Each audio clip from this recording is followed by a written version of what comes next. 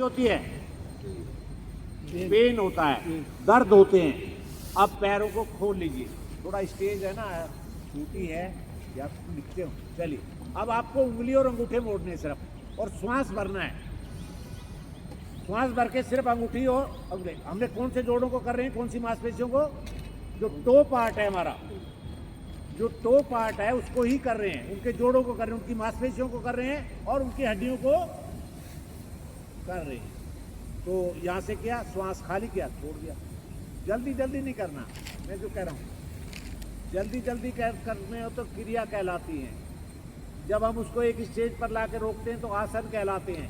ये भी पूछ सकते हैं आपसे, व्यायाम या क्रिया आसन में क्या अंतर है?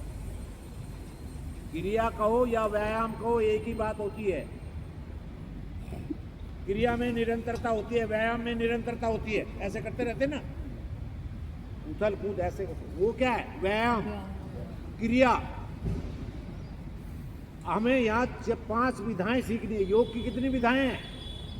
5। आप नोट कर सकते हैं, 5 विधाओं से हमें ज्ञान लेना है। योग की 5 विधाएं।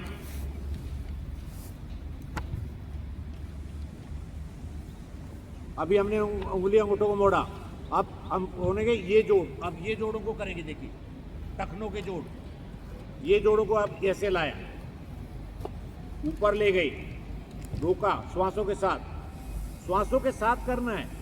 श्वास भरा, आगे दबाया पूरा, ये सारा खुल जाए, ये जोड़ आपके ठीक रहे, तभी ये, नहीं तो दर्द बनेगा यहाँ। और ऊपर किया, फिर खिंचा, पूरा पूरा खिंचाव दिया, रोका। रोकना है, रोकने से लाभ मिलेगा। अभी रोकने की बात बताऊंगा कभी, तो रोकने से बड़ा कुछ है। हाँ, होल्ड करना सीख जाओगे, सब कुछ नीचे निकल जाएगा, छूट जाएगा। ऐसे इनको, तो ये पेन जो है, इनको दूर करने के लिए, पेन को दूर कैसे करेंगे? एक तो नोट करो, मालिश से, एक्यूप्रेशर। 5 विधाएं की बात कर रहा था मैं, तो विधा भी लिख लो पहले।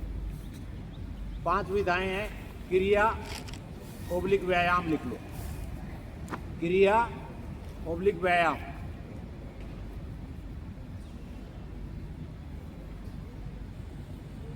दूसरा लिख लो मुद्रा।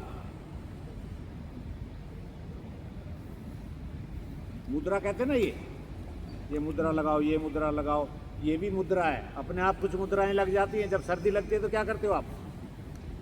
अपने आप लग जाती है मुद्रा, हैं? क्या लगती है अपने आप? मुट्ठी भींच लेते हो, अपने आप मुद्रा लग जाती है ना। कुछ मुद्राएं अपने आप भी लग जाती हैं, कुछ मुद्राएं लगा। तो आपने क्रिया ऑब्लिक व्यायाम, और दूसरा जो है मुद्रा। तीसरा लिखो आसन।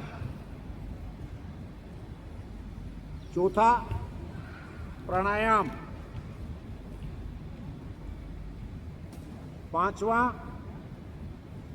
एक्यूप्रेशर, जिसको मैं मालिश की बात कर रहा हूं। एक्यूप्रेशर ऑब्लिक मालिश भी लिख लो उसको साथ। मालिश भी एक एक्यूप्रेशर विधि है, ठीक है।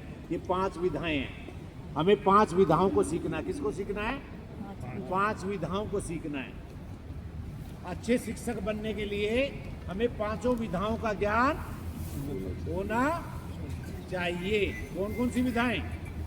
क्रिया या व्यायाम, मुद्रा, मुद्राएं, आसन, प्राणायाम, एक्यूप्रेशर, ठीक है ना। अच्छे शिक्षक तभी तो बनोगे जब सबका ज्ञान होगा इनका। और अच्छे शिक्षक बनने के लिए और क्या?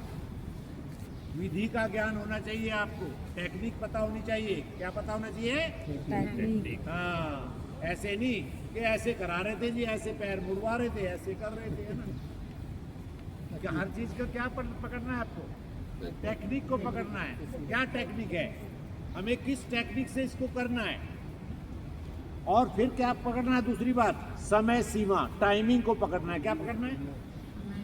किसको कितनी देर करना है।